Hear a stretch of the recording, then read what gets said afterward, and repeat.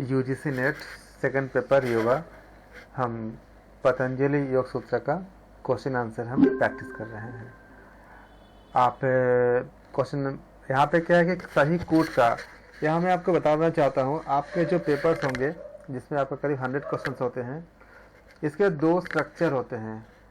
पहला आधे क्वेश्चन करीब 45 से 50 क्वेश्चन ऐसे होते हैं जिसके सिंगल आंसर होते हैं, मतलब एक ही आंसर होता है, जैसे कि इस तरह के क्वेश्चन। उसका कोई एक्स्ट्रा आपका मतलब मिलाने का नहीं होता है, जैसे इस तरह का। जैसे चिति शक्ति का अपने स्वरूप में प्रतिष्ठित हो जाना क्या है, ABCD सिंपल आपका सिंगल ऑप्शन क्वेश्चन होते हैं। और लगभग बाकी क्वेश्चन जो होते हैं उसमें से कुछ ऐसे होते हैं जिसमें आपको ऐसे आपका टेबल को आपको मिलाने पड़ते हैं या कोट मिलाने पड़ते हैं। तो कोट मिलाना बहुत आसान होता है क्योंकि यहाँ पे आपका रॉन्ग आंसर एलिमिनेशन मेथड बहुत काम करता है, या करेक्ट आंसर का इंक्लूडिंग करने का मेथड। तो ये आपका आधा आधा बटा होता है। और बाकी आपका जो एक पैसेज होगा जिसमें जैसे हम लोग अनसीन पढ़ते हैं, कोई एक पैराग्राफ दिया जाएगा, उस पैराग्राफ के बेस पे आपको 10 क्वेश्चन पूछे जाएंगे, 10 क्वेश्चन। तो काफ़ी आसान होता है, जो हमने फर्स्ट पेपर में भी हमने किया था वैसे आपको आपका पैरा मिलेगा आपको। और बाकी जो है लगभग आधा क्वेश्चन ऐसे होते हैं जिसमें आपको इस तरह के मैचिंग करने होते हैं या मल्टीपल ऑप्शन को आपको चेक करने पड़ते हैं। और बाकी जो 45 से 50 क्वेश्चन ऐसे होते हैं जिसमें खाली सिंगल आंसर क्वेश्चन होते हैं। तो दोनों के टेक्निक, दोनों के ट्रिक, दोनों के तैयारी करने का थोड़े से अलग अलग तरीके से हम इसको प्रिपेयर करते हैं। अभी हम सबसे पहले देखते हैं कि अगर आपके पास ऐसे कूट को मिलाने के लिए कहा जाए तो कैसे करेंगे। पतंजलि के अनुसार निम्न के फलस्वरूप पर शरीर में प्रवेश संभव है, किसके द्वारा? आप बताओ। अब आप इसका आंसर बोलो, क्या क्या होगा आपके हिसाब से? पहले क्या है? सी आएगा। सी आएगा सर। पहला क्या है आपका? कर्म संस्कार की शिथिलता। फिर सी क्या? आएगा। चित्त की गति का ज्ञान होने पर प्राणायाम पे मृत्यु। तो आपने क्या देखा? आप बोल रहे हो सी बोल रहे हो ना? 338 का सी बोल रहे हो। 338 का सी बोल रहे हो। सी बोल रहे हो ना? सी मतलब आपका थर्ड और फोर्थ बोल रहे हो।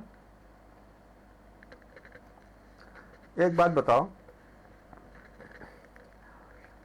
मृत्यु पर किसी के शरीर में हम प्रवेश कैसे करते हैं? पर शरीर में प्रवेश सर बी आएगा। हाँ, बस यही बी है। होगा सर। हाँ, सर बी आएगा। बी बिल्कुल। कर्म संस्कार सर बी आएगा। आप सी उल्टा कर दिया ना, ऊपर नीचे कर दिया, इसीलिए ये हुआ। हमें लग रहा था ए बी डायरेक्टली है इधर। नहीं नहीं नहीं, देखिए इसी जगह गलती होती है एग्जाम में। वहां तो कोई बोलने के लिए रहेगा नहीं, वहां आपका आंसर आता है, मुझे पता है। इसी को आपको देखने होते हैं। मृत्यु तो पॉसिबल नहीं है, तो ऑप्शन चौथा जिसमें रहेगा वो अपने आप कट गया, ये भी कट गया, ये भी कट गया। खाली फर्स्ट दोनों में है, खाली चेक करना है कि सेकंड आपका वैलिड है कि नहीं है। सेकंड क्या है? चित्त की गति का ज्ञान होने पर। आप जानते भी हो, आपको सारी चीजें बताया भी गया है पतंजलि योग सूत्र के द्वितीय और तृतीय पाद में। आप लोग जानते ही हो, विभूति पाद इत्यादि में। और आपका सब जगह बताया गया है कि साधन पाद, विभूति पाद में सारे अच्छे से। तो क्या आ जाएगा? ऑप्शन बी सही हो।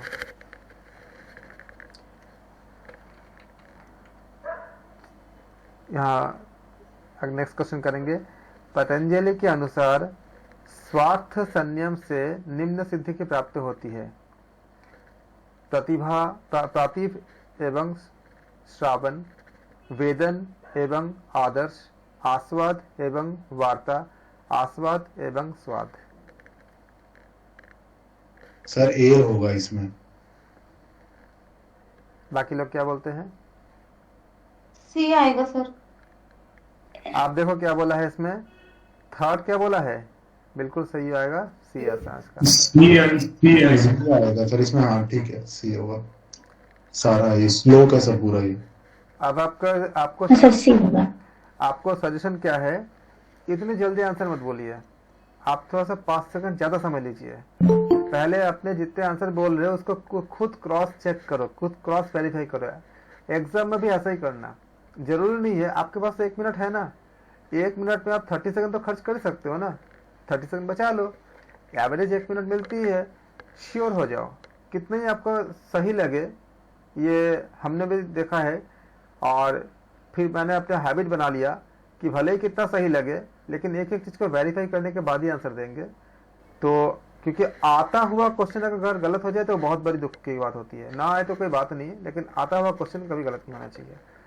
तो क्या हुआ आपका, देखिए 2 क्वेश्चन गलत हुआ जो कि दोनों आपका आता था। तो क्या करोगे आप, इसमें सी का आंसर दोगे। Very good. फिर हम करते हैं 340 में। निम्न में थोड़ा समय लो, 5 सेकंड ज़्यादा समय लो, कोई दिक्कत नहीं है, बाद में आपको सब कुछ अच्छे से आ जाएगा। निम्न में से अंतरा क्या है? व्याधि, स्त्यान, संशय और प्रमाद, आलस्य, अविरति, भ्रांत दर्शन एवं अलब्ध भूमिकत्व, अनवस्थितत्व, ये सारे। D sir. डी बोल रहे हो? ये सारे जी सर उपयुक्त तो सभी। ये अंतराय होती है ना? कितने अंतराय होती उपयुक्त है? सभी है सर। कितने 9 अंतराय प्रकार के बताए गए हैं। 9 प्रकार। व्याधि, स्त्यान, संशय, अच्छा डी होगा, डी होगा। यस। बिल्कुल। भ्रांति दर्शन, लब्ध भूमिकत्वान, अवस्थितत्वानि, Very good, चित्त very विक्षेपास्तेन अंतराया। बहुत अच्छा। इसके बाद सहभुव भी है ना, 5 में इसके बाद का श्लोक है ना, उसको भी याद रखना। विक्षेप समभव है सर। हाँ, दुख धर्म से अनित में जीवत व श्वास पर श्वास। बिल्कुल बिल्कुल। आप लोग का बहुत अच्छा प्रिपरेशन है, वेरी वेरी गुड। और योग सॉरी ये आपका पतंजलि योग दर्शन और आपका उपनिषद, ये दोनों मिला के करीब करीब 100 में से 25 क्वेश्चन बन जाते हैं, लगभग लगभग बता रहा हूँ रफली, सब सारा मिला करके। तो सोचो कि अगर आपने 100 में से 90 क्वेश्चन आपने करेक्ट कर लिया, और फर्स्ट पेपर में अगर आपने मान लीजिए कि 25 भी करेक्ट करके आते हो, मैथ्स छोड़ के, हम छोड़ देते मैथ्स को, आपका 115 क्वेश्चन अगर बन जाता है करेक्ट करेक्टली, तो जानते हो आपका सिलेक्शन कंफर्म हो जाता है, लगभग कंफर्म हो जाती है, आपका जेआरए भी कंफर्म हो जाती है। अगर आपको 115 क्वेश्चन मतलब क्या 230 नंबर हो गया आपका, तो 230 में तो मिलती है सारी चीज़ें। तो इसमें देखो क्या, इसी को हमें स्लैब डिवाइड करने होंगे। 25 क्वेश्चन आपको गलत नहीं होना चाहिए योग दर्शन और उपनिषद के, इसलिए उपनिषद को मैं बहुत ज़्यादा बारीकी से करा रहा हूँ ताकि आपको कोई गलत क्वेश्चन गलत ना हो। 25 इधर हो गया, और जो पैसेज वाला होगा जो मैं बता रहा था, पैसेज को मैं खूब प्रैक्टिस करवाऊंगा, उसमें 10 क्वेश्चन आएंगे, वो 10 के 10 आपका सही होना चाहिए, क्योंकि बहुत आसान होता है वो, थोड़ा सा पैसेज को अच्छे से पढ़ोगे आ जाता है वो।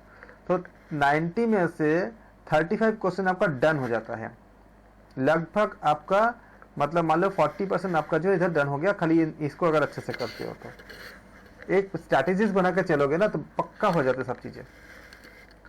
फिर आपका हाँ इसको बताइए 341 का कितना होगा? कौन सा होगा? डी होगा। Sir D. क्रिया योग के अभ्यास में क्या होता है? विवेक ख्याति प्राप्त होती है, समाधि भाव होती है, कैवल्य प्राप्ति होती है, क्लेश तनुकरण होता है। तो आप लोग बोल रहे हो डी बोल रहे हो, तो ओके देखते चेक करते हैं डी है कि नहीं है। आप देखो क्या बोले इसमें, पहला क्या है? डी समाधि भावना से विवेक ख्याति। तो क्रिया योग के क्या, क्रिया योग के अभ्यास से कभी विवेक ख्याति के बारे में कहीं बताया गया है? नहीं बताया गया है। तो ये जहां जहां पर है वो कट जाएगा, ये कटा ये कटा, और क्या बचा आपका? सेकंड थर्ड फोर्थ बचा। सेकंड और फोर्थ इसमें भी है, सेकंड और फोर्थ इसमें भी है, हमें इसको चेक ही नहीं करना है। ये जो मैं बता रहा हूँ आपको टाइम सेविंग टेक्निक बता रहा हूँ। जब हमें पता चल गया कि ए और बी हमें करना ही नहीं है, उस पर सोचना ही नहीं है। बाकी देखो दोनों में कॉमन क्या है? सेकंड और फोर्थ, मतलब दोनों में से तो ये दोनों सही होगा ही होगा। जो व्यक्ति इसको ना समझ के सेकंड और फोर्थ में अपना समय खर्च करता है, उसका टाइम वेस्ट जाता है। आपको खाली चेक करना है कि थर्ड है कि नहीं है, यस या नो। अगर यस होगा ऑप्शन सी करेक्ट होगा, नो होगा ऑप्शन डी करेक्ट होगा। थर्ड क्या बोल रहा है आपका? कैवल्य प्राप्ति। तो क्या हमने ऐसा पढ़ा है कि कैवल्य प्राप्ति क्रिया योग से? हमने क्या पढ़ा है? हमने तो हमारा क्या हो जाएगा? समाधि भाव और क्लेश तनुकरण तो हमने पढ़ा ही है, क्लेश का तनुकरण होती है, तो ऑप्शन डी सही हो जाएगा। 342 में आते हैं। निम्न में से सिद्धियां है, क्या सिद्धियां है? अनिमा, गरिमा, महिमा, अनिमा, गरिमा, लघिमा, महिमा प्राप्ति, अभिस्मिता, प्राकाम्य, क्षिप्त, सी होगा। सी ओके। क्या बोला इसमें? देखो कौन सा नहीं है? अनिमा, गरिमा, महिमा क्या सिद्धियां है? ये ये सिद्धियां है। सर अनिमा कर्म लगमा है सर, ये फर्स्ट ये तो कंपलसरी है। ठीक है, मतलब पहला का होना तय है। अब पहला जो है मतलब डी नहीं होगा, अगर पहले का होना तय होगा तो डी नहीं, डी खत्म हो गया। फिर क्या बचा आपका, जो लोग सर वीडियो अब में देखें। विद्या अस्मिता सिद्धियां हो ही नहीं सकती है, अविद्या क्योंकि ये अस्मिता अलग नहीं है। होगा। हाँ, तो क्या कटा आपका, अविद्यास्मिता कहाँ पर है, सेकंड पे है। सेकंड के साथ क्या क्या है, ये भी कट गया। फिर आपका बचा फर्स्ट थर्ड। फर्स्ट थर्ड इसमें भी है, फर्स्ट थर्ड इसमें भी है। अब फोर्थ को चेक करना है, फोर्थ है कि नहीं है। प्राकाम में इशिप्त बशित्त, तो ये क्या होता है, ये हमारा हम जानते हैं प्राकाम में इशिप्त बशित्त क्या होती है, इसमें सिद्धियों के पाठ है कि नहीं है? सिद्धियां होती तो है। क्या हो जाएगा आपका, ऑप्शन सी करेक्ट हो जाएगा। तो इस तरह से जिन लोगों को मान लो किसी को डाउट भी होता है ना, अगर नहीं भी आता पूरा पूरा, तो इस तरह से आप इसको आपको पा सकते हो, मतलब आंसर तक पहुंच सकते हो। एक आध चीज अगर आपको डाउट होता भी है तो आप ऐसे चेक कर सकते हो ऐसे। फिर आपका क्या है, आपका निम्न में से क्लेश क्या है। अविद्या अस्मिता क्लेश है, प्रमाण विपर्य क्लेश है, विकल्प निद्रा स्मृति या राग द्वेष अभिनिवेश। ए आएगा सर। ए तो आप आएगा सर, जानते हो क्या, अविद्या अस्मिता है फर्स्ट ही। And fourth. हाँ, अविद्या अस्मिता है ही, पक्का ही है। तो फर्स्ट जहाँ पे नहीं है उसको काट दो, डी खत्म पहले ही हो गया। डी ये क्या होगा, डी खत्म होगा, डी खत्म हो जाएगा ना। और क्या बोला आपका सेकंड में, क्या बोला, प्रमाण विपर्य और विकल्प निद्रा स्मृति राग द्वेष अभिनिवेश। तो हम क्या बोलेंगे, निम्न में से क्लेश कौन सा बोलेंगे, 343 का ऑप्शन ए करेक्ट होगा। ए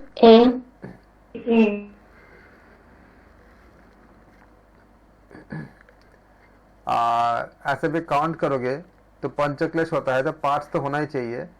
तो इसमें तो सर आपको पर ये पंचवृत्तियां है, पर ये तो परमान विपर्य तो हाँ, पंचवृत्तियां हो गई, वृत्तियां हो गई। परमान तो विपर्य। ये आपको थोड़ा सा भी अगर याद है कि ये वृत्ति होती है, तो आप इससे अलग खुद ही अलग कर दोगे। बाकी आपको भले ही नहीं आता हो, लेकिन अगर आपको पता है कि इस तरह से आपका जो मतलब ये पंचक्लेश और वृत्तियों में मतलब ये चीजें अगर आपको याद है, कोई भी वर्ड बीच में याद है, तो आप इसको अलग कर सकते हो। बहुत अच्छे। फिर हम करेंगे निम्न में से अक्लिष्ट वृत्तियां क्या है। अविद्या अस्मिता, प्रमाण विपर्य, राग द्वेष अभिनिवेश, विकल्प निद्रा स्मृति। बी और डी।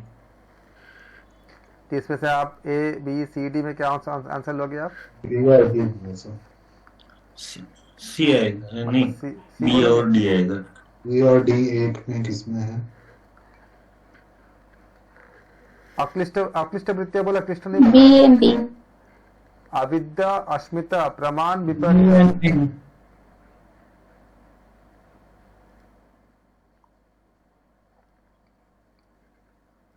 क्या देंगे ऑप्शन एबीसीडी में, कौन सा लेंगे बताइए।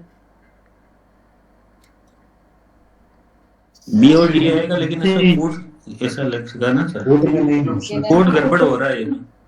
पता नहीं, इसमें ए बी सी डी लिखना चाहिए था, उसकी जगह फर्स्ट सेकंड थर्ड बोल लिखते हैं। हाँ कोई नहीं, आप इसको एबीसीडी मान लो, इसको मान लो फर्स्ट मान लो, इसको आप सेकंड तो मान सेकंड फोर्थ तो सी होगा फिर। लो, इसको आप थर्ड मान लो, इसको आप फोर्थ मान लो।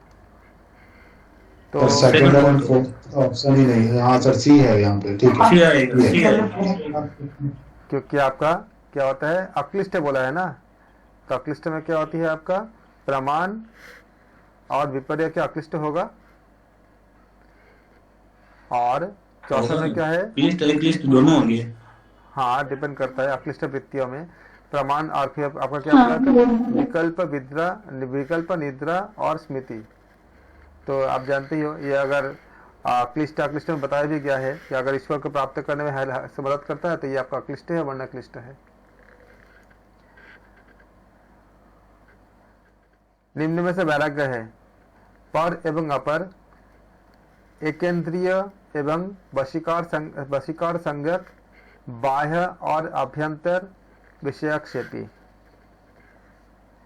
डी सर होगा। डी होगा, डी है सर, फर्स्ट आंसर। डी होगा। अपर तो है ही, हम सबको पता है। तो पहला देखो ऑप्शन देने वाले में भी चारों में फंस दिया हुआ है। इसके बाद क्या है आपका, क्या होती है, बाह्य और अभ्यंतर होती है। वशीकार संज्ञा वैराग्य में श्लोक ही है ना, तो वो तो बिल्कुल, ये क्लियर ही श्लोक हो है। गया। हाँ, वशीकार संज्ञा आपको श्लोक से पता चलता है, श्लोक में है। तो क्या होगा, ऑप्शन क्या हो जाएगा आपका, डी। योग के बहिरंग साधन क्या है? यम और आसन, धारणा एवं ध्यान, प्राणायाम और प्रत्याहार, ध्यान एवं समाधि। यम और आसन क्या ये बहिरंग है? ये बहिरंग है। तो पहला आपका सी आएगा। सर सी आएगा, फर्स्ट एंड थर्ड। यम आसन प्राणायाम प्रत्याहार। धारणा ध्यान और समाधि अंतरंग है सर। हाँ, पतंजलि योग सूत्र के अनुसार हाँ हम उसी को कर ही रहे, लेकिन कई दूसरे जगह पे जो है प्रत्याहार को आपका सर प्रत्याहार कई और जगह पे आपका प्रत्याहार को अंतरंग माना गया है, लेकिन आपका योग दर्शन के अनुसार यह क्या आपका बहिरंग है। हो गया ये 347। योग के अंतरंग साधन। वाह सर डी आएगा, धारणा ध्यान समाधि। धारणा ध्यान समाधि स्पोर्ट तो डी। डी है। अंतरंग में क्या आएगा आपका? धारणा ध्यान समाधि हो जाएगा। Very very good.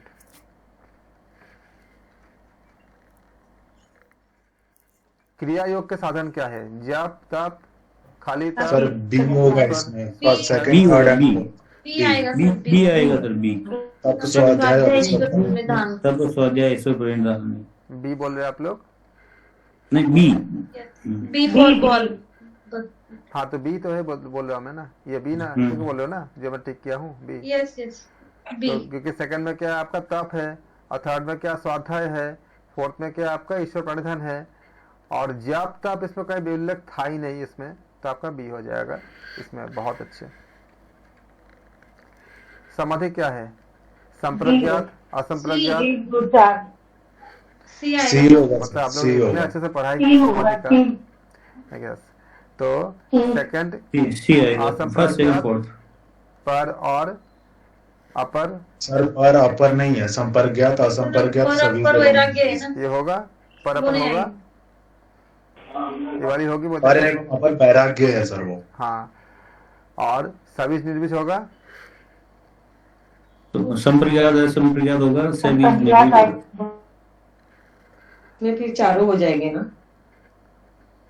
चारों नहीं होगा फर्स्ट सर, टू वो फोर्थ अपर ही आएगा। वैराग्य नहीं होगा, थर्ड नहीं होगा। थर्ड वाला नहीं आएगा सर। बी आएगा, सॉरी सी आएगा, सी आएगा सर, इसका थर्ड नहीं आंसर होगा? सी। सी होगा option. C for cat sir. और वो वैराग्य है, मतलब? पर और अपर। फर्स्ट सेकंड और फोर्थ बोल रहे हो, ये वाली ना? फर्स्ट हो जी, गया, फर्स्ट सेकंड हो गया, सेकंड फोर्थ ये हो होगा गया। पर अपर नहीं पढ़ा आपने, वो तो नहीं होती इसमें, तो है ही नहीं है। संप्रज्ञात, असंप्रज्ञात और सबीज और निर्बीज। सबीज क्या संप्रज्ञात का हिस्सा होता है, निर्बीज क्या होती है? असंप्रज्ञात का हिस्सा होता है। पतंजलि के अनुसार प्राणायाम क्या है? बाह्य, डी आएगा, सर डी आएगा, डी आएगा। डी आएगा, चारों है सर। बहुत अच्छे। चारों बाह्य भी, आभ्यंतर भी, स्तंभवृत्ति भी, बाह्य अभ्यंतर विषयाक्षेपी। ऐसा आपको श्लोक ही है ऑलरेडी, मतलब इसमें आपका सूत्र ही पूरा ऑलरेडी है। पूरा मिला के इस लोग ही है सर। हाँ, तो ये आपका डी आ जाएगा। Very very good. पतंजलि इसमें ए आएगा। ए आएगा सर, स्वध्वान विघात। पतंजलि के अनुसार आसन, आसन से क्या होता है? दंडाभिघात, दृढ़ता, सुख लाभ, वीर्य लाभ। तो आपका सी क्या आएगा। आएगा सर, एक ही ऑप्शन है। सी आएगा, सी आएगा। तीर सुखम आसनम भी। ए आएगा सर, ए आएगा सर, सी नहीं। सी भी आएगा ना, स्थिर सुख आसनम। वो तो व्याख्या है ना मैडम, वो नहीं आएगा। सुख आसनम बोला था ना, सुख लाभ कहाँ बोला है इसमें? वीर्य लाभ कहाँ बोला है आपको? शुक्लाभ नहीं बोला, इससे सुखम आसनम है। हाँ, सब आएगा। आसनम है, सुख लाभ का तो नहीं बोला ना। आसन स्थिर सुखम आसन, जो जिस भी पोस्चर में बैठने से आपको मतलब आराम से बैठ सकते हो, सुखी होती है, उसको बताया गया है। तो 341 का क्या देंगे? एबीसीडी में कौन सा लेंगे? ए लेंगे ना। ए लेंगे। ए लेंगे। यहाँ देखिए कितनी ज्यादा आपका मतलब क्लोज आपका, जैसे एक होती है ना आपका, देखो सुख लाभ से आप लोग कंफ्यूज हो गए थे। वीर्य लाभ तो कहीं होती ही नहीं है, उसमें लिखी ही नहीं है। तो पहले आप इसे काट दो, जो वीर्य लाभ होती है इसमें आसन से। डेफिनेशन की वजह से मुझे लगा सुख लाभ। हाँ, डेफिनेशन है ना उसकी। हाँ, तो कंफ्यूज हो गई थी मैं। हाँ, फोर्थ आपको कहा जहाँ है कट जाएगा, ये कट जाएगा, ये कट जाएगा। फिर बचा फर्स्ट और थर्ड। थर्ड में क्या आपका सुख लाभ है, तो सुख लाभ तो कहीं मतलब बारे में कोई चर्चा नहीं है। तो क्या पहला होगा। जबकि आसन से दृढ़ता भी होती है, लेकिन इसमें कोई ऑप्शन नहीं है इसमें, तो आपका क्या होगा, दंधा भी, दंदों को सहने की क्षमता आ जाती है, दंधा भी घात। दृढ़ता तो उसमें ग्रहण संहिता के अनुसार है, दृढ़। इसके पतंजलि जी के अनुसार तो यही आएगा। हाँ, पतंजलि अनुसार खाली आपको दौकत मतलब इसमें ये ऑप्शन यही आएगा, वो नहीं आएगा। लेकिन किसी और ग्रंथ में आपका जो है, इसमें ये भी बताया गया किसी और दूसरे ग्रंथ में इसमें है सर, ग्रंथ संहिता में दृढ़ता। हाँ, और भी कई जगह उपनिषद में इसका भी, सी है। उपनिषद में कई एक और जगह तीन। बताता है। कौन सा नेक्स्ट इसमें का? सी आएगा, इसमें आएगा इसमें सर, सी यहाँ आएगा। पे प्राणायाम, प्रत्याहार, धारणा, ध्यान और समाधि। बहुत बढ़िया। फर्स्ट और थर्ड सी आएगा। पतंजलि के अनुसार अष्टांग योग के अंग क्या है? यम, नियम, आसन, प्राणायाम, षटकर्म, आसन, प्राणायाम। हाँ, मुझे तो उसे बोल देनी है क्योंकि रिकॉर्डिंग जाएगा तो कोई बाकी लोग जो देखेंगे उनके लिए भी, जो लोग रिकॉर्डिंग देखेंगे। तो पतंजलि योग के अनुसार अष्टांग योग के अंग क्या है? पहला क्या है? यम, नियम, आसन, प्राणायाम, फिर षटकर्म, आसन, प्राणायाम। तो पतंजलि जी ने कभी षटकर्म का कोई मतलब चर्चा कहीं किया ही नहीं है। प्रत्याहार, धारणा, ध्यान, समाधि, मुद्रा, बंध, नादानुसंधान। तो मुद्रा, बंध इत्यादि के भी बारे में हमको नहीं पता, मतलब हमें वो नहीं मिलता। तो आप ऑप्शन जब काटोगे उसको, रॉन्ग आंसर एलिमिनेशन जब करोगे तो आप देखोगे कि क्या क्या नहीं हो सकता। क्या क्या नहीं हो सकता? क्या सेकंड हो सकता है? षटकर्म के बारे में कोई चर्चा नहीं है, तो सेकंड कट जाएगा। और मुद्रा, बंध, नादानुसंधान, ये सब हठयोग, प्रतिपिका इत्यादि के हठयोग के ग्रंथ में मिलती है, इसमें नहीं मिलती। तो जहाँ पे सेकंड और फोर्थ होगा काट देंगे उसको। तो सेकंड कहाँ पे? यहाँ पे है, और फोर्थ भी है, ये दोनों कट जाएगा। और इसमें खाली फर्स्ट है और थर्ड है। थर्ड में क्या है? प्रत्याहार, धारणा, ध्यान और समाधि। ये सब आपका क्या है? अष्टांग योग का हिस्सा होता है। तो ये हमारा ऑप्शन सी हो जाएगा। बहुत अच्छा। कैबल्य क्या होती है? मुक्त, अपवर्ग, समापत्ति, समाधि। कूट में बताया गया आपका फर्स्ट, सेकंड, ए होगा सर, मुक्ति और अपवर्ग। मतलब आप लोगों ने ना मतलब पूरा मार्क्स लेके आओगे, मतलब जो 15-20 क्वेश्चन जो पूछे जाएंगे उसका पूरा मार्क्स ही लेके आओगे। बहुत अच्छे, बहुत बढ़िया। तो आप कैबल्य का जो आप जो शाब्दिक अर्थ आपने पढ़ा है, कैबल्य पाठ भी ऑलरेडी है कि मुक्ति होती है और क्या होती है? अपवर्ग होती है। तो मुक्ति और अपवर्ग सही कोटि हो जाएगा। मिलान करनी है आपका। समाधि ये तो आप अच्छे से कर लोगे, लेकिन मैं व्याख्या इसलिए करूंगा कि जो लोग रिकॉर्डिंग देखेंगे, आप लोग जानते हो समाधि पाठ में कितने सूत्र होते हैं? 51 इसी से मिला सकते हो ना? साधना, हाँ, 55, 55 और केवल में 34। बिल्कुल। तो ऑप्शन क्या हो जाएगा आपका? में 34 है सर, वहां से डायरेक्टली मिल जाएगा। हाँ, तो आप इसको मिला सकते हो। और जो लोग जिन लोगों को हमेशा का सारा सूत्र जिसको याद नहीं होंगे, तो आप किसी एक से मैच करा सकते हो। अगर आपको याद है कि समाधि में कितने हैं, तो आप क्या करोगे? किससे मिलाओगे? 51 से मिलाओगे। और 51 देखो फर्स्ट का बी होना चाहिए, तो फिर फर्स्ट का बी कहाँ पे लिखी हुई है? फर्स्ट के साथ बी आपका फोर्थ ऑप्शन में लिखी हुई है। इन केस अगर आपको बाकी का याद नहीं भी है तो भी आप इससे आप डिसाइड कर सकते हो। इन केस मान लो कि आपको खाली ये पता है कि किसी और के बारे में पता है, जैसे आपको पता है कि कैबल्य पाठ में 34 आपका सूत्र है, मान लीजिए याद है आपको, तो कैबल्य पाठ के साथ इसका मैच करा दो, तो कितना हो जाएगा? फोर्थ के साथ क्या हो जाएगा आपका? मतलब ए हो जाएगा। तो कहाँ पे दिया है? खाली एक यहाँ पे दिया हुआ है और यहाँ पे दिया हुआ है। तो बाकी आपका ऑप्शन ए भी कट गया, आपका सी भी कट गया। इसके बाद एक और को मिलान करोगे तो आपको डी मिल जाएगा। इस तरह से अगर आपको पूरा अगर नहीं भी पता होगा, आधा भी पता होगा, तो भी आप आंसर तक पहुंच सकते हो। बाकी लोगों ने जो आंसर दिए हैं, बिल्कुल धन्यवाद, सबको साधुवाद के पात्र हैं और बहुत अच्छे से आप लोगों ने किया। सूची में करेंगे प्रमाण, विपर्य, विकल्प, निद्रा, स्मृति। और दूसरे में क्या है आपका? ज्ञेय वस्तु से भिन्न मिथ्या ज्ञान, ये आपका ए हो जाएगा बेसिकली। बी में क्या? अभाव के ज्ञान का आलम्बन। सी में क्या? यथार्थ ज्ञान। डी में क्या? वस्तु की अनुपस्थिति में शब्द ज्ञान। अनुभूत विषय का पुनः प्रकट होना। आप बताओ इसमें से कौन सा हो गए? डी आएगा। डी डी आएगा। ऑप्शन। अगर क्योंकि सर प्रमाण बी आएगा। प्रमाण का ये यथार्थ ज्ञान, आएगा, प्रमाण का यथार्थ ज्ञान। बिल्कुल बस प्रमाण जो होती है, हम बोलते हैं ना प्रूफ लाओ, तो प्रूफ हम क्या करते हैं, यथार्थ ज्ञान से संबंधित होता है। अगर आपको पूरा नहीं भी आता है तो प्रमाण से तो इसको मिल ही जाएगा। प्रमाण क्या होती है, यथार्थ ज्ञान होती है। यानी पहले का संबंध किससे होगा, सी से सी के साथ होगा। तो फर्स्ट के नीचे सी कहाँ लिखी हुई है, फर्स्ट के नीचे सी डी लिखी हुई है। बाकी का अगर आपको नहीं भी आता है या कोई डाउट भी है तो भी आप आंसर तक पहुंच गए, क्योंकि फर्स्ट के साथ क्या खाली सी का संबंध, सी करेक्ट है और खाली एक ही ऑप्शन में दी हुई है। बाकी देखो विपर्य से संबंध क्या होती है, ज्ञेय वस्तु से मिथ्या ज्ञान, हम जानते भी है, तो इसको मिलाओगे तो ये भी मैच कर गया विपर्य के साथ। फिर क्या होती है आपका विकल्प। विकल्प क्या होती है, जो विकल्प मतलब क्या होता है, कोई वस्तु के उपस्थिति नहीं होती है लेकिन तब भी क्या होती है, हमें उसके शब्द का ज्ञान होती है। तो हम थर्ड के साथ क्या हो जाएगा आपका, डी मैच हो जाएगा विपर्य के साथ। और आगे बताओ निद्रा का किससे हो जाएगा, निद्रा का सर अभाव के ज्ञान, अभाव की ज्ञान। और निद्रा का हम क्या करेंगे, अभाव के अभाव ज्ञान का को अलग क्या होती करना, है। बी आएगा। हाँ, और फिर स्मृति क्या होती है, जो आपने अनुभव अनुभव विषय किया है संप्रमोद उसको से दोबारा संबंधित। याद हो जाना। तो ये दोनों अगर पांचों अगर किसी को याद भी नहीं है तो स्मृति तो पता ही है, मेमोरी होती है। मेमोरी में क्या होती है, जो आपने पहले कभी आपके साथ कुछ हुआ था उसका दोबारा आप याद करते हो। तो अनुभूत जो आपने कभी फीलिंग किया था, कभी कभी मतलब एक्सपीरियंस किया था, उसका दोबारा याद हो जाना।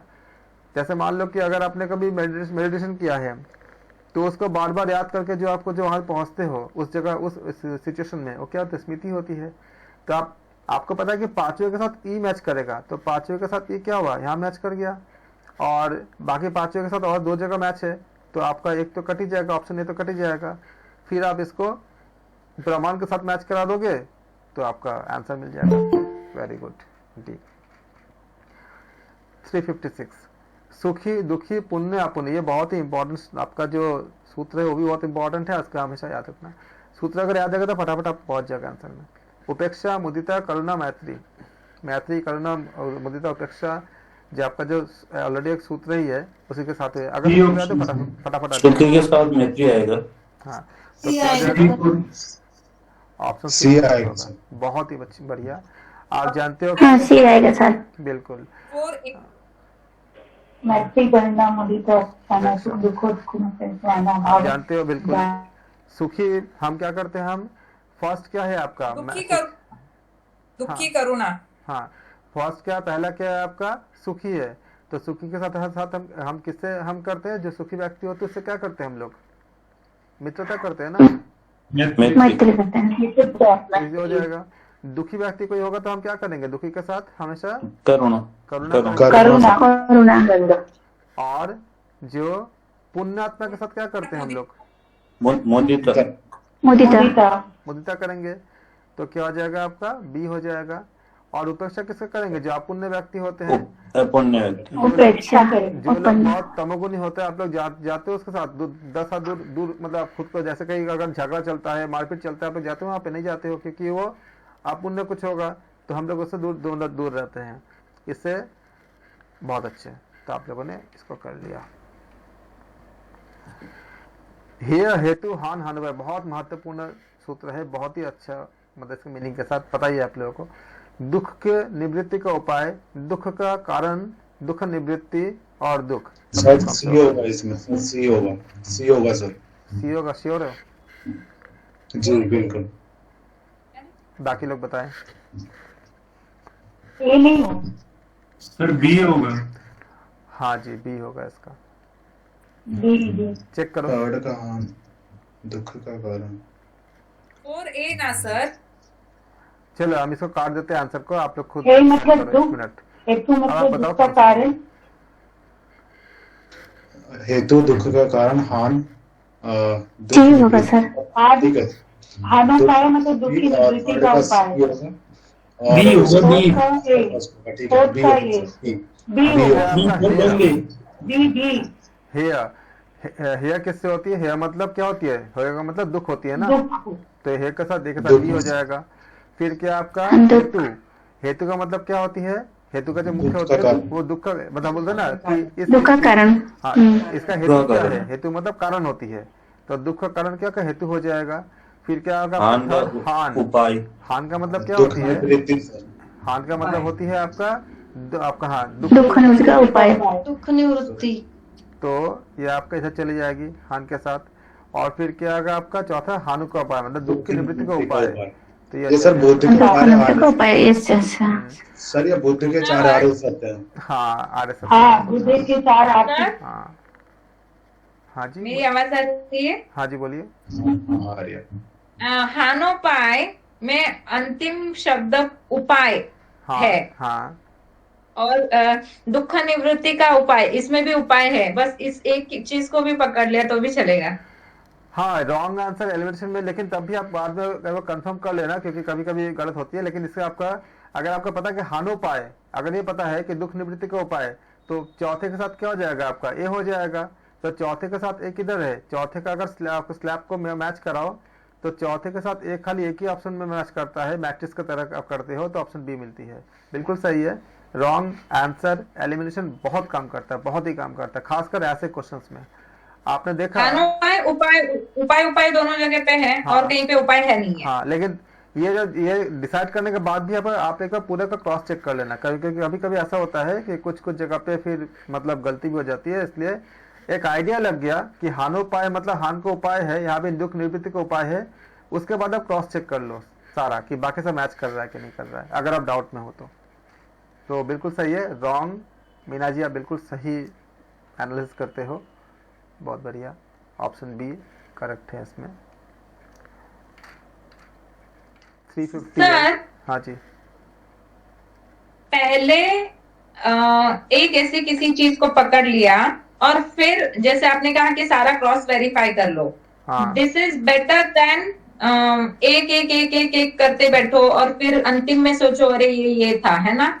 हाँ क्रॉस वेरिफिकेशन इसलिए बोलता हूँ करने के लिए कि कभी कभी ऐसा होता है क्रॉस वेरीफाई करना है, कि लिंक उसको करना है लेकिन मैं कहती हूँ हाँ जी क्रॉस वेरीफाई तो डेफिनेटली करना है, लेकिन पहली ही क्लिक में मैंने बिठा दिया कि ये मेरा पक्का बैठ रहा है, ऐसे हाँ। मुझे 99% श्योरिटी है। हाँ। इसके बाद मैंने सारे चारों को क्रॉस वेरीफाई कर लिया। बिल्कुल, तो बिल्कुल। This will take lesser time बहुत कम टाइम लेता है देन सबको check हाँ करने में। देन एक में जबकि मुझे सारे हेय का कौन है, हेतु का कौन है, मुझे नहीं पता है। हाँ हाँ नहीं पता है डेफिनेटली, और पता भी होगा तो तीनों को पहले लगाने बैठूंगी, कौन मैच करेगा। कंफ्यूजन भी हो सकता है, इतना बिल्कुल। आंसर पेपर लिखते समय कंफ्यूजन बहुत हो जाता है। बिल्कुल तो पहले एक सही चीज को पकड़ लो और उसके हिसाब से बाकी की चीजें फिट बैठ रही है क्या देख लो। बिल्कुल। और ये काम करने में आपको 30 सेकंड से ज्यादा टाइम बिल्कुल नहीं लगेगा। और ये जो आपका जो हर क्वेश्चन का जो एवरेज 1 मिनट का टाइम जो मिलती है, अगर आप 30 सेकंड में आंसर निकाल लेते हो तो ये टाइम आपका एडअप हो जाएगा फर्स्ट पेपर के कुछ क्वेश्चन का। जैसे कि डीआई के क्वेश्चन को बहुत टाइम टेकिंग लेता है, तो उसके लिए जो है समय आप बचा लोगे कि उसमें एक क्वेश्चन को एवरेज आप 3 मिनट भी दे सकते हो, अगर आपको यहाँ से आपने टाइम को सेव कर लिया, क्योंकि वहाँ पे 5 ही क्वेश्चन मिलेंगे। तो वहाँ पे आप ये टाइम अगर सेव हो जाएगा, क्योंकि अगर आपको 30 सेकंड में होने का मतलब क्या है, आपका 100 मिनट की जगह आपने 50 मिनट में कर लिया। तो जो आपने करीब 1 घंटा जो बचाया आपने, वो वहां पे अगर एडअप कर दोगे तो फर्स्ट पेपर भी आपको बहुत अच्छा हो जाएगा। Here सर इसमें सी होगा सर, सी होगा, क्योंकि सर एक सर इसमें सर, सी सी होगा। होगा। कि सर सी एक है, इसमें सी। याद है मुझे, विवेक की खातिर विफलवा हानो पाया, तो फोर्थ का डी।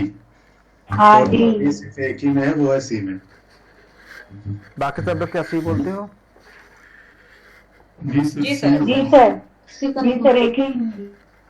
क्रॉस चेक करो एक बार, पक्का सी होगा। सर एक ही मिल रहा है, तो उससे ये जैसे आपने भी बताया। ये जो है वो भविष्यकालीन दुख है, मुझे ये कंफर्म है, लेकिन 1 को मैं ए बिठाती हूँ तो 2 जगह पे ए है, ए में और सी में। तो अभी मुझे 4th ऑप्शन मैच करना है, 4 में बी आएगा या डी आएगा। तो हानोपाय जैसे हानोपाय अविद्या संयोग अभाव, सी आएगा सी। हानोपाय विवेक खातिर लगेगा। हाँ, विवेक की तो खातिर इसलिए वो ऑप्शन सी जाएगा। विवेक की खातिर विफलवा हानो पाया, वो श्लोक ही है पूरा। हाँ, ये लोग। हाँ हाँ तो फिर क्या लेंगे ऑप्शन सी। सी। सी। आप सबका क्लास में सी। अगर आपको सी लगता है तो सी को क्या करो, फिर आपको बाकी ABD में आपको लगा कि नहीं सी आंसर सही होना चाहिए, आप इसको पूरा क्रॉस चेक करो। क्या है, ए फर्स्ट के साथ ए है, फर्स्ट क्या है, हेयर है, और इसके साथ क्या आपका ए है, आपका क्या दिया है, ए दिया हुआ है, तो क्या हुआ, हेयर भविष्यकालीन दुख। फिर क्या आपका सेकंड के साथ सी है, सेकंड क्या आपका हेतु, हेतु मतलब दृष्टा का संयोग। फिर आप थर्ड के साथ क्या बी दिया हुआ है, बी क्या है आपका हान के साथ क्या है आपका अविद्या का संयोग, और फोर्थ के साथ क्या दिया है आपका डी मतलब हानोपाय। तो हानोपाय का मतलब क्या है आपका विवेक खाती। सर एक और इसका ये भी याद है ना, डायरेक्टली श्लोक से भी जिनको याद होगा वो भी जा सकते हैं। जैसे दृष्टा दृश्य संयोगो है, ये हेतु बताया हुआ है, तो दुख का कारण है क्या है, दृष्टा और दृश्य का संयोग, तो वहाँ हेतु हो गया जो दुख का कारण था, तो सेकंड का ऑलरेडी हो गया।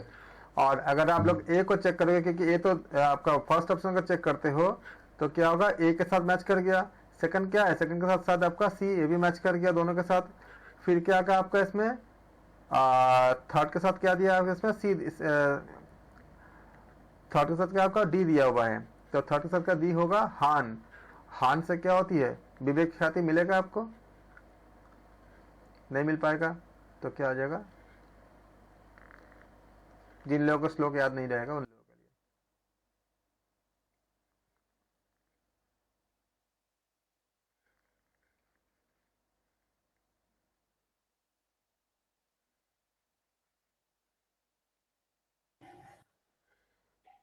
क्लिष्ट वृत्ति, चित्त भूमि, अक्लिष्ट वृत्ति, अंतराय। सर इसमें ए होगा, क्लिष्ट वृत्ति जो होती है वो परमान है। ए होगा, सर ए होगा, मेरी तरफ से ए है। बाकी लोग बताएं। सर सी होगा, सर सी होगा, सी। क्योंकि सेकंड ऑप्शन चित्तभूमि और चित्तभूमि विक्षिप्त है, मूड विक्षिप्त क्षिप्त वो जो है उसमें विक्षिप्त आता है, तो वो अगर एक कैच किया तो सी आएगा। सी होगा। अक्लिष्ट के साथ क्या हो जाएगा आपका, देखो आंसर सी होगा, सी होगा। सी होगा सर। आप बताओ फर्स्ट क्या बोल रहा है, फर्स्ट का क्लिष्ट आपका क्लिष्ट वृत्ति बोला है, और सी क्या है आपका, इसमें क्लिष्ट के साथ क्या मैच कर रहा था, अगर सी लेंगे तो क्लिष्ट के साथ आपका अस्मिता मैच करता है। फिर क्या बोल रहा है आपका, सेकंड के साथ डी बोला है, सेकंड क्या चित्त भूमि, तो चित्त भूमि के साथ क्या मैच करेगा, विक्षिप्त। फिर आपका क्या है ए क्या बोला है आपका, ए के साथ थर्ड के साथ ए है, थर्ड क्या बोला है, क्लिष्ट भूमि बोला है, ए क्या है आपका अक्लिष्ट वृत्ति।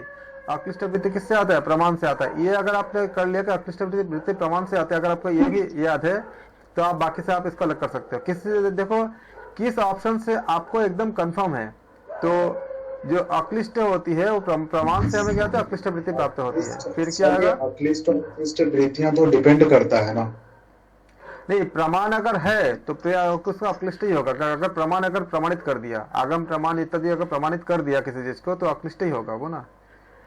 तो नहीं पर लेकिन ये क्लिष्ट अक्लिष्ट दोनों होते हैं सर, प्रमाण क्लिष्ट और अक्लिष्ट ये तो दोनों होती है सर, क्लिष्ट भी होती है अक्लिष्ट भी होती वो है। होती है अगर वो प्रमाणित वाले, अगर इसी को तो कहा गया कि प्रमाण जो है अगर वो मतलब आपका ईश्वर की तरफ लेके जाता है तो आपका अक्लिष्ट हो जाएगा, वरना आपका क्लिष्ट हो जाएगा। तो चौथे का जो ऑप्शन चेक करो, चौथे का क्या आपका, चौथे के साथ आपका अंतराय है, अंतराय के साथ क्या हो जाएगा, अविरति। तो ये आपका मैच करता है। और प्रमाण के साथ जो बता रहे हो, हाँ कुछ एंगल से आपका वो अक्लिष्ट क्लिष्ट दोनों ही होती है। तो अंतराय के साथ क्या होती है आपका, अविरति मैच करता है, तो क्या हो जाएगा आपका, और ऑप्शन सी ही करेक्ट होगा।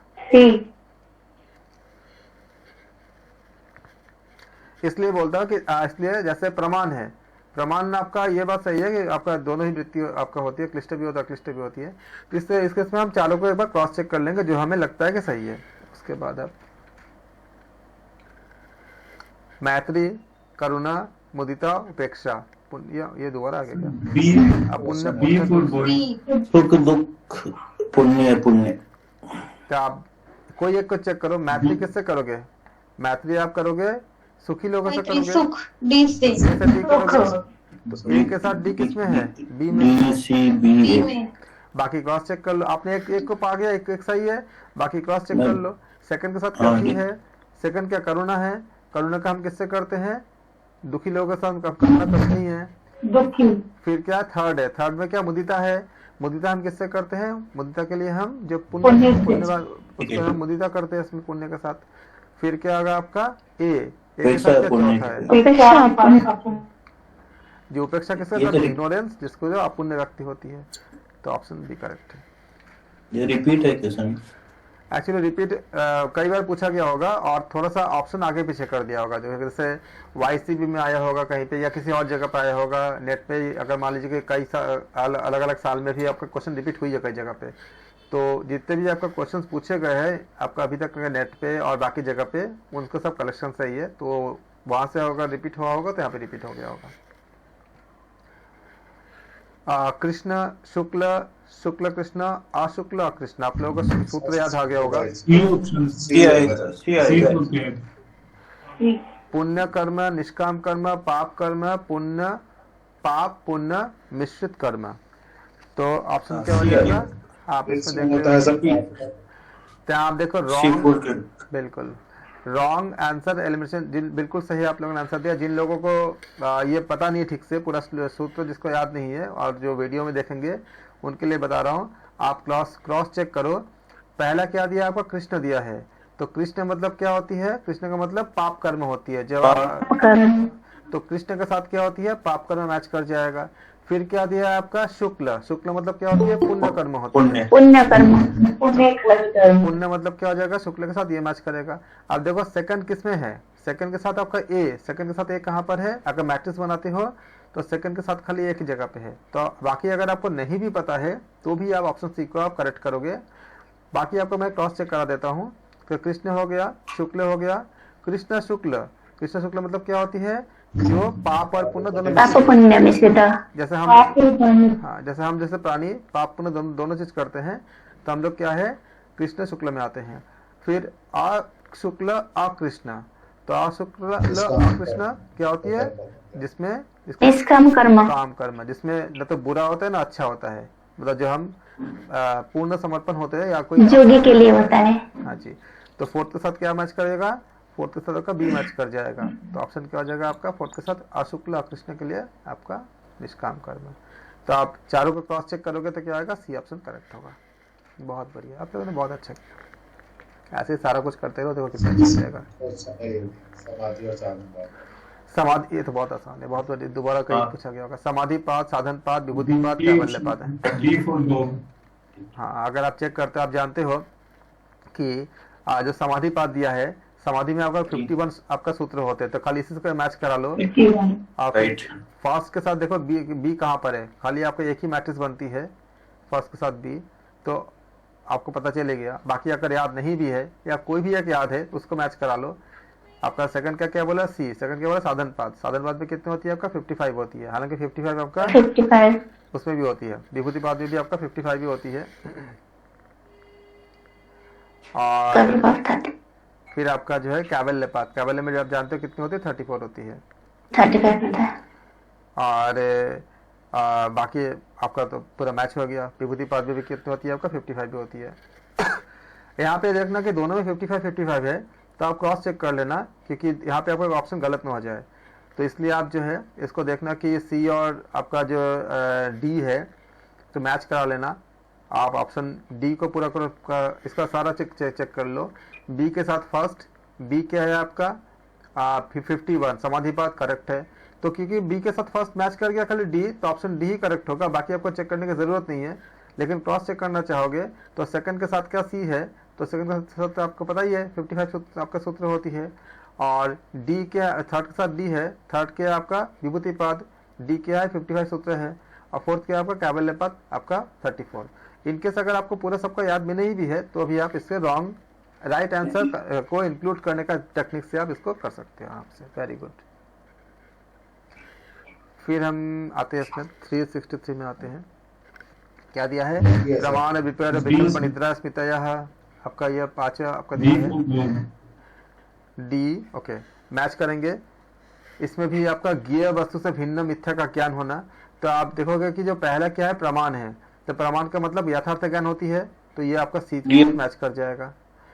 और सी के साथ कहाँ मैच किया है, कौन सा मैट्रिक्स बनाओगे, ये मैट्रिक्स बनता है आपका, सी के साथ मैच करता है। तो ऑब्वियसली पहले ही आपको कितना सेकंड लगा, 20 सेकंड में नहीं लगा आपका आंसर तक पहुंचने में, क्योंकि वहां पे तो आपका आंसर ही पहुंच नहीं है। उसके बाद आपका चाहो इसमें आपको इतना कॉन्फिडेंट हो, क्योंकि प्रमाण क्या होती है, यथार्थ ज्ञान होती है, तो इसमें आपको बाकी का चेक करने की जरूरत नहीं है, क्योंकि पता ही है।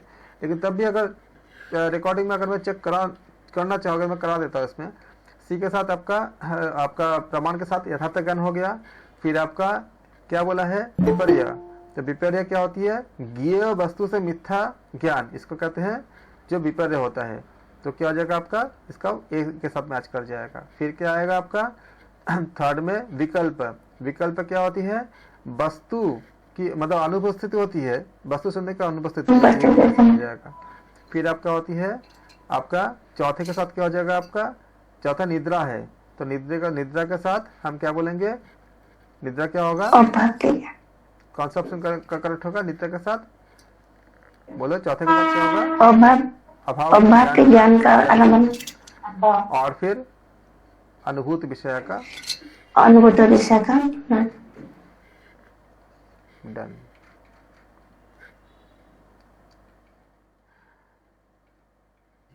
तो आप लोगों ने जो हमें खाली ये देखना था कि कोडिंग को आप लोग कितना अच्छे से कर पाते हो। तो ऐसे यानी कि जब आपके पास मल्टीपल चॉइस के मल्टीपल जब आपका ऑप्शन रहेगा कोडिंग के साथ, आप लोग बहुत अच्छे से बिना किसी दिक्कत के कर लोगे। अब आते हैं सिंगल ऑप्शन में, ये तो आप लोगों से अच्छे से हो जाएगा, आप लोग ऐसे महारथी मास्टर्स हो। तो ये आपका हाँ ठीक। आप यहाँ से आ जाओ, जहाँ पे एक एक ऑप्शन का सही है, यहाँ पे आपको कोई मैच नहीं मिलेगा, यहाँ पे आपको या तो हाँ या तो ना, दोनों में से आपको। और यही आपका चैलेंजिंग होती है, क्योंकि बताओ ये वो जो आपका जो पहले का था उसे लगता है कि वो बहुत लंबा लंबा क्वेश्चन है, लेकिन अगर आपने रॉन्ग आंसर एलिमिनेशन टेक्निक को अच्छे से समझ लिया या राइट आंसर को इंक्लूड करने का टेक्निक अगर समझ लिया, तो वो एक्चुअली बहुत आसान है। जो अभी हमने देखा था लंबा लंबा लगता है लेकिन बहुत आसान होता है। चैलेंजिंग आपको ये होती है कि आप यहाँ आपका अंतर ज्ञान मतलब खुद का नॉलेज होना बहुत जरूरी होता है, पहले वाला। जैसे सिंगल ऑप्शन जहाँ पे करेक्ट होती है। तो योग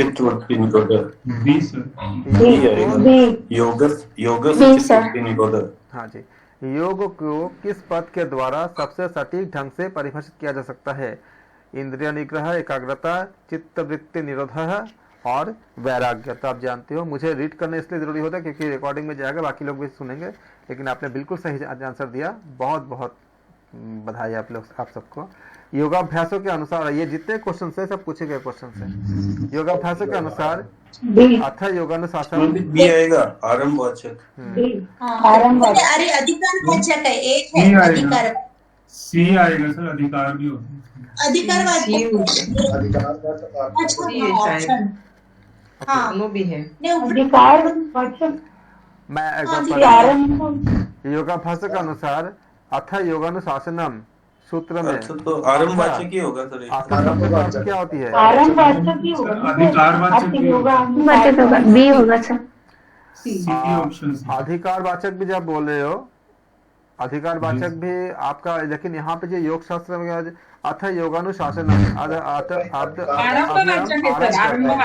तो यहाँ पे आरंभवाचक होना है, आरंभवाचक होगा। यहाँ पे देखो कंफ्यूज कर देना अभी से अर्थ, हाँ यहाँ से, हाँ तो यहाँ से शुरुआत होती है, लेकिन अधिकार भी होता है, लेकिन अधिकार जो अधिकार कैसे होगा, यहाँ पे ना आरंभवाचक सबसे अधिकार नहीं होगा। इन्हें अधिकारवाचक योग भाष्य है, योग भाष्य के अनुसार पूछा, योग पतंजलि योग सूत्रानी और योग भाष्य में अधिकारवाचक दिया है।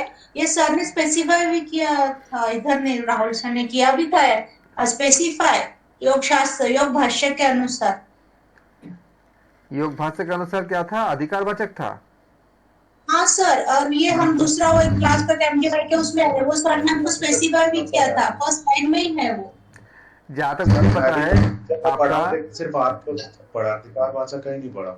मैंने जहाँ तक पता है, मुझे आरंभवाचक ही पता है, मैंने जो पढ़ा था। अगर आपने अधिकारवाचक पढ़ा है तो आप इसको देखना एक बार, स्पेसिफाई करना, क्योंकि मैंने जो पढ़ा है उसके हिसाब से आरंभवाचक की है। और अगर किसी और बुक में अगर लिखा होगा तो ये तो मैं दावा नहीं कर सकता, क्योंकि मैं सब दुनिया के मतलब जितने भी अच्छे अच्छे बुक्स है मैं सब पढ़ा, लेकिन जो मुझे पता है वो आरंभवाचक की है। लेकिन अगर अधिकारवाचक है तब देख लेना एक बार। हाँ सर, मैं एक बार पे कर दूंगी, अगर लगा अच्छा। मुझे तो पिक्चर भेज दूंगी मैं। अच्छा, योग भाष्य बोला है ना? यही बोल रही से योग भाष्य में अधिकार वाचक हाँ, है, मुझे योग अच्छे भाष्य से में याद। अधिकार वाचक भी है, ठीक। हाँ, योग भाष्य में जो है उसमें अधिकार के भी बताया गया है, सही बता रहे हो आप। योग दर्शन में आपका जो आरंभवाचक है, लेकिन योग भाष्य में जो है, हाँ याद आ रहा मुझे, ये आपका दोनों ही सही है, अधिकारवाचक भी है आरंभवाचक भी, मतलब ऑप्शन सी सही होगा इसका। Correct, thank you so much, ये सी है, क्योंकि योग भाष्य में जो है उसमें बताया गया था एक जगह पे अधिकारवाचक भी, अब मुझे याद आ रहा है, मैंने हाँ अधिकारवाचक भी पढ़ा था इसमें, तो ये आपका ऑप्शन सी होगा इसका। सर योग भाष्य के अनुसार फिर सिर्फ ए ही आएगा ना, ये तो पतंजलि योग दर्शन के अनुसार आरंभवाचक है, फिर सिर्फ ए ही आना चाहिए ना। नहीं, अधिकारवाचक के साथ साथ आरंभवाचक दोनों ही। आप अगर आपका व्याकरण में जाओगे ना, तो मेरे भी इसको कॉलेज में जो टीचर ने बताया था कि ये व्याकरण के अनुसार जो है आपका दोनों ही मतलब लागू होती है, अधिकारवाचक भी आती है, आरंभवाचक भी आती है, दोनों ही आती है।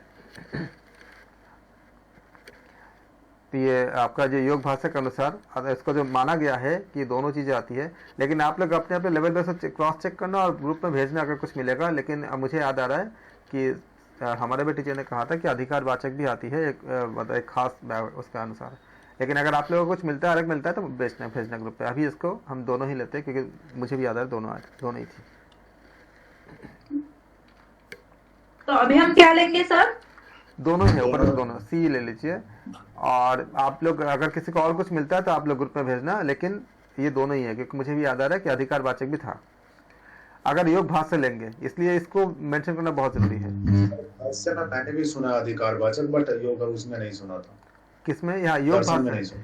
हाँ, योग भाष्य में भाष्य में किसी से पढ़ा था एक बार। हाँ, क्योंकि यहाँ पे मेंशन किया ना योग भाष्य ना, इसीलिए हमें मतलब अधिकार लेना पड़ेगा। अगर योग भाष्य नहीं मेंशन किया होता तो हम खाली आरंभवाचक लेते।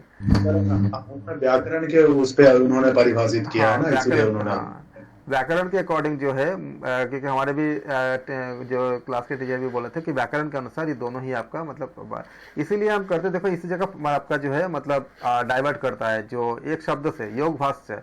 अगर योग भाष्य नहीं होता तो शायद नहीं होता, लेकिन योग भाष्य बोला गया है तो आपके से अधिकार और आरंभ दोनों लेने होंगे, तो आप ये ऑप्शन सी होगा। 99.9% है कि सी ही होगा, मुझे सारा मतलब वो रिकॉल हो रही है, लेकिन फिर भी आप लोग अपने हिसाब से चेक करना, लेकिन सी होगा आंसर इसका। थर्ड योग है, ये आएगा चित्तवृत्तियों का निरोध करना, आसन करना, प्राणायाम, ध्यान करना, चित्तवृत्ति योग चित्तवृत्ति निरोध। चौथे में भी यही आएगा। यही है जो ये आएगा। पतंजलि योग के अनुसार योग का अंतिम परिणाम क्या है? दृष्टा की स्वरूप की अवस्थिति तथा दृष्टा स्वरूप अवस्थानम, सुख प्राप्ति, स्वास्थ्य प्राप्ति, मानसिक आएगा सर। बिल्कुल सही। पतंजलि और योग पांचवा में भी यही आएगा। अच्छा, यही आएगा। पतंजलि, ठीक है, मैं एक बार पढ़ देता हूँ। में भी है। हाँ, मुझे एक बार क्वेश्चन पढ़ने होंगे, क्योंकि वो रिकॉर्डिंग में जाएगा ना, बाकी लोग देखेंगे, तो मुझे एक बार पढ़ने होंगे। बिल्कुल आप लोगों ने एकदम सही बता रहे हो। पतंजलि, हाँ, पतंजलि योग सूत्र के अनुसार योग की परिभाषा क्या है? योग चित्तवृत्ति निरोधः। और ये आपका जो है भगवद गीता में है, योग कर्म सुखौशलम इत्यादि आप लोग जानते हो। अच्छा, पतंजलि योग सूत्र में क्रमशः डी आएगा। डी आएगा। ओके, मैं बता देता हूँ। हाँ, बिल्कुल सही है। कुछ जगह पे कुछ आपका शायद बिहार में, शायद बिहार मुंगेर ऐसा कुछ बुक है जिसमें आपका 196 दिया है, जो विभूति पाद में आपका एक शायद विवेकानंद का कुछ ऐसा कुछ है, मैंने पढ़ा था। उसमें आपका जो है एक विभूति पाद में एक श्लोक को एक्स्ट्रा लिया गया था, लेकिन अभी आपको जो मान्यता प्राप्त है वो 195 ही है। और मैंने ऐसा नहीं देखा कहीं पे भी 195 और 196 दोनों दिया हो, तो लेकिन हमारे जो गीता प्रेस के बुक है उसमें 195 ही दिया है, और इसके लिए आप इसको 195 ही लेंगे इसमें। ऑप्शन डी सही है। पतंजलि योग सूत्र क्या है? एक तत्व, बहुत इंपॉर्टेंट है, बहुत इंपॉर्टेंट है, बहुत बार पूछा गया है। इसमें 26 तत्व है ना? हाँ, 26 तत्व। एक तत्ववादी, द्वैतवादी, त्रैतवादी, बहुतत्ववादी। बताओ आप लोग क्या लोगे इसको? एक तो नहीं होगा, काट दिया। द्वैतवादी। बी सी डी क्या बोलोगे? B sir B for boy, हाँ sir B for boy, D for dog बोल रहे हो? बी फॉर बॉय, नहीं बी फॉर बॉय। बॉय ये त्रैतवादी है, चेक करना। द्वैतवादी सर, दो वादी। नहीं, त्रैतवादी है, आप चेक करना एक बार। और सर एक और कौन है? आप चेक करना अच्छे से। ईश्वर है आपका इसमें। आप जो हम जो 26 तत्व पढ़ते हैं इसमें 25 जो आपको जो बताया गया है, लेकिन ईश्वर को इन्होंने दर्शन में आपको ईश्वर को बताया गया ना, ईश्वर को माना गया ना, प्रकृति पुरुष ईश्वर तीनों को बताया गया ना। हाँ ठीक है सर, क्लियर है, क्लियर। ईश्वर की माना गया ना, एक प्रकृति है, पुरुष है और ईश्वर है। 26 में ऐड किया है। तो इसलिए जो है आप देखो, आप लोग जानते तो सारा चीजें, लेकिन देखो त्रैतवादी किसी ने नहीं बोला ना, इसी में आपको फंसा देता है। सब क्लियर नहीं था, वो पुरुष वाला ही क्लियर कोई बात नहीं, इसमें आप लोग इसको याद करना। कैसे कहाँ समझ में आता है पतंजलि योग सूत्र में? हाँ जी, ये त्रैतवादी है ऐसा। पतंजलि योग सूत्र में योग दर्शन सूत्र पढ़ते हैं तो यहाँ पे ऐसे समझ में नहीं आता। मैं तो भी एक तत्ववादी बोल रही थी। नहीं कोई नहीं, एक्चुअली ईश्वर प्रकृति समझ में कैसे आएगा? ईश्वर को तो वो मानते हैं ना। एक होती है प्रकृति, फिर होती है पुरुष, फिर होती है ईश्वर। जब पढ़ा था तो बहुत डांट सांख्य दर्शन जैसे द्वैतवादी है, सांख्य दर्शन पुरुष को मानना है। हाँ, किसको? जैसे सांख्य दर्शन में प्रकृति और पुरुष को माना है द्वैतवादी, इसीलिए फिर वहाँ पे ये दो पकड़ के और एक ईश्वर है ना, तो इसलिए द्वैतवादी बोला होगा। 26वां तत्व पढ़ोगे, इसमें भी क्वेश्चन बने हैं कि 26वां तत्व कौन सी है, इसमें आपका ईश्वर है। तो आप इसको नोट करना, ये जो गलतियां कर रहे हो ना, इसको नोट करना कि क्या क्या गलती कर रहे हो, उसको एक जगह लिख। यही आपका नोट्स है। आपका नोट्स पीडीएफ नहीं होता, दर्जनों पीडीएफ बना के रख दो, उसी जगह पढ़ा रहता है। आप जो अपने हाथों से लिखते हो, ये जो लाइव क्लास होती है, इसमें जो चर्चाएं होती है, ये बहुत महत्वपूर्ण है। मैंने इसको एम्फसाइज इसलिए ज्यादा किया कि आपको याद रहे कि पतंजलि योग सूत्र का त्रैतवादी है और बहुत बार पूछा गया है, और ये आपका एक डाउट करने वाला क्वेश्चन है। कई लोग इसको देखो, आप लोग भी डाउट हो गए थे, इसलिए इसको ख्याल रखना। और क्या 26वां तत्व क्या ईश्वर है? ये भी प्रश्न कहीं पूछा गया है कि ये आपका 26वां तत्व क्या है, तो आप बोलोगे ईश्वर है। और इसको आप इसमें याद करना अच्छे से, और जो जो आप गलती कर रहे हो उसको आप एक अपना स्टार मार्क करके एक एक लाइन में उसका नोट्स बना लेना। ये जो आपका लिखा हुआ नोट्स है, यही आपका काम का है। एग्जाम के पहले खाली आधे घंटे में अगर आप इसका अगर एक बार सरसरी निगाह से देखोगे, आपका अपने हाथ से लिखा हुआ है, बहुत जल्दी रिकॉल हो जाएगा। दूसरों का लिखा हुआ या टाइप किया हुआ चीजें इतनी जल्दी रिकॉल नहीं होती है जितने कि अपने हाथ से लिखा हुआ होता है। यही आपका काम का चीज है जो आप लिख रहे हो अभी हाथ से। मैं इसी को विश्वास करता हूँ। मैं ज्यादा इसलिए नोट्स को मतलब बहुत डिस्ट्रीब्यूट नहीं करता, क्योंकि मैं बता रहा हूँ कि मैं 10 घंटे से ज्यादा मैं क्लासेस देता रहता हूँ, और मैं किसी को ये सब चीज देता नहीं। सबसे लिखवाता हूँ, सबसे मतलब करवाता हूँ मैं, कि उसका जो हाथ का लिखा हुआ होगा वो काम आएगा। रियली वो बहुत वर्क करता है। वृत्तियां क्या होती है? क्लिष्ट अक्लिष्ट ए आएगा। ए होता है। बहुत बढ़िया, ए हो जाएगा ऑप्शन। पतंजलि योग सूत्र के अनुसार योग का प्रधान उपाय क्या है? अभ्यास, वैराग्य, उपेक्षा दोनों। अभ्यास, वैराग्य, क्वेश्चन आप दोनों आएगा, सी आएगा सर। हाँ, ये क्वेश्चन सी ऑप्शन आएगा, उपरोक्त दोनों। ये क्वेश्चन शायद 2019 या 20 से पूछा गया था। ये आपका अभ्यास भी है, वैराग्य भी है। पतंजलि योग सूत्र का प्रथम पद पद है, इसमें तो कोई दोहरा है ही नहीं किसी को। Very good. द्वितीय पद है साधन पद होगा। तृतीय पद क्या होगा? विभूति पद होगा। और अगले का आप जानते ही हो, कैवल्य पद। इतने को शासन कोश में पूछे जाते हैं, ऐसा नहीं कि नहीं पूछे जाते। पतंजलि योग सूत्र के अध्यायों का सही क्रम क्या है? समाधि, साधन, विभूति, कैवल्य। विभूति, कैवल्य आप लोग जानते समाधि से शुरू होती है, ठीक है। जिसको अभी थोड़ा सा भी पता है तो आपको क्या हो जाएगा? ऑप्शन क्या हो जाएगा? फटाफट बोलोगे। बिल्कुल, ये हो जाएगा। बिल्कुल, ये हमारा 14th हो गया। 15 का 58। पतंजलि समाधि में सूत्र की संख्या कितनी? 51 है। इसमें तो कोई दोहरा है नहीं, कुछ बात नहीं। साधन में कितना आएगा आपका? सी। 55 सी। विभूति में कितना आएगा? 55। इसमें में डी। 17 में डी है सर। केवल में 34 है। ये आ जाएगा।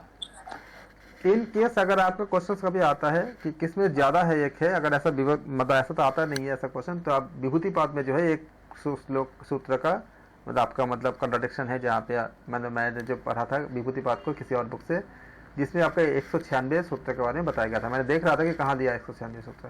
तो पतंजलि योग सूत्र के क्या बोले, ये तो हो गया पूरा। पतंजलि योग सूत्र में द्वितीय और तृतीय, वेरी गुड, द्वितीय और तृतीय सी। पतंजलि योग सूत्र के वे 2 अध्याय जिसमें सूत्र का संख्या समान है, द्वितीय और तृतीय। Very very good. क्या नाम है आप लोगों को पता ही है, साधन पाद और विभूतिपाद। बहुत बढ़िया। फिर 20 में पतंजलि योग सूत्र में 50 से कम सूत्र है, वो क्या है, कैवल्यपाद 34 सूत्र है। Very good. पतंजलि योग सूत्र के प्रथम पाद में विभाजित क्या है, योग का लक्षण, चित्तवृत्ति के प्रकार, योग का स्वरूप, ये सारे डी आएगा, उपयुक्त सभी आएगा। हाँ पक्का है। डी हाँ डी। अगर किसी को डाउट है कि डी होगा कि नहीं होगा, तो आप पहले दोनों का एक बार सोचो। योग का लक्षण बताया गया है, योग का स्वरूप बताया गया है। अगर दोनों सही है, इसका मतलब क्या हुआ, ऑप्शन डी सही है, क्योंकि 2 अगर सही है। चित्तवृत्ति का प्रकार तो है ही, अगर चित्तवृत्ति का प्रकार भी है, अगर किसी को याद नहीं है चित्तवृत्ति का प्रकार, या तीनों में से अगर कोई 2 अगर आपको याद है, तो आप क्या करोगे, डी लगाओगे, क्योंकि तब 2 तो मतलब अगर सही है तो एक्चुअली वो सारा सही है। Very good. पतंजलि योग सूत्र के द्वितीय पाद में क्या विभाजित किया गया, पंचक्लेश, कर्माशय, संस्कार, या ये सभी। पंचक्लेश कहाँ पर, पंचक्लेश क्या है, ये भी डी आएगा इसका। कर्माशय भी है और संस्कार भी है। इसका मतलब क्या हुआ आपका, ऑप्शन डी करेक्ट है। डी आएगा। बहुत बढ़िया। हाँ ये तो डी आएगा ना, डी। द्वितीय पाद में क्या हाँ सर डी। पंचक्लेश तो द्वितीय पाद में ही है ना। अविद्या द्वितीय पाद में है सर। द्वितीय पाद हाँ, है। इसे बता ना, द्वितीय पाद। अविद्या आदि पंचक्लेश का वर्णन पतंजलि योग सूत्र के किस पाद में किया गया है, प्रथम, द्वितीय, तृतीय, चतुर्थ। द्वितीय होगा। अविद्या कहाँ पे तृतीय में किया गया है, द्वितीय। अविद्या कहाँ किया गया है, अविद्या अस्मिता पंचक्लेश कहाँ है, सेकंड में है ना। सेकंड है ना सर, बी में, बी फॉर बॉन्ड। हाँ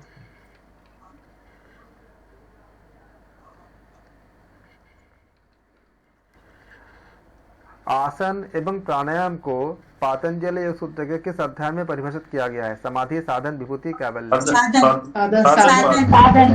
प्राणायाम को साधन, बिल्कुल सही है। स्थिर सुखम आसन।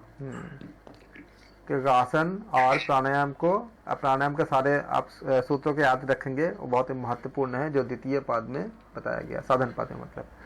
समाधि पाद के अनुसार निर्विड समाधि का प्रधान उपाय क्या है, संस्कार, प्रज्ञा, ऋतंभर प्रज्ञा। D sir, सर्वनिरोध। सबके डी बोलेंगे, कोई तस्यापि निरोधे सर्वनिरोधान। हाँ सर्वनिरोध, हाँ सर वही है डी।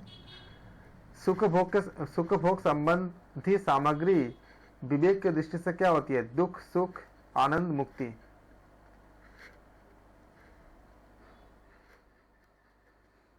आनंद, दुख होती है। ठीक है, विवेकी के लिए इसको जरा समझा दीजिए। देखो विवेकी लोग जो ठीक है, ये मैं बता देता आपको, जो विवेकी लोग होते हैं, आपको मैं इसके समझाने के लिए भगवत गीता के एक श्लोक के मतलब मैं उदाहरण दूंगा। उसमें भगवान कृष्ण कहते हैं, हे अर्जुन, जो साधारण मनुष्य के लिए जो दिन होता है, वो मुनियों के लिए रात होता है, और जो साधारण मनुष्य के लिए रात होता है, वो मुनियों के लिए दिन होता है। इस लाइन में इतनी ज्यादा गहराई छुपी हुई है, दुनिया के हर समस्या का समाधान से मिल जाती है। इसमें दिन और रात ये मतलब नहीं है कि हम जिसको रात बोलेंगे वो उसको दिन बोलेंगे, ऐसा कुछ नहीं है। आप सोचो, जितने भी आप सोचो, जब आप मोक्ष के मार्ग में जाते हो, तो जो भी चीजें एक साधारण इंसान को सुख देता है, वो सारे ऑब्स्टेकल होता है अगर हम ईश्वर प्राप्ति के रास्ते में जाएं। सारी चीजें जो एक आम इंसान को जिससे सुख मिलता है, सुख की वो सोचता है सुख है, वो सब चीजें क्या होता है, जो आपका मतलब निष्काम मार्ग में जो ईश्वर के रास्ते में जो प्राप्ति के लिए जाता है उसको जो ऑब्स्टेकल होता है, इसीलिए बोला गया वो दुखी होता है, उससे जो दुख होता है। जैसे मान लो कि एक साधारण इंसान के लिए सम्मान बड़ा बड़ा महत्व की चीज है। किसी को कोई अगर आपको वैल्यू देता हो, अप्रिशिएट करता हो, अगर आपको मान लो कि बहुत मान सम्मान देता हो, तो उसके लिए पूरा दुनिया ही भागता है उसके पीछे। आप जानते हो 3 तरह की योजनाएं होती है, उसमें आपका एक योजना होती है कि आपका मान सम्मान के लिए, तो इसको आप उपनिषद में आगे पढ़ोगे, दूसरे किसी उपनिषद में।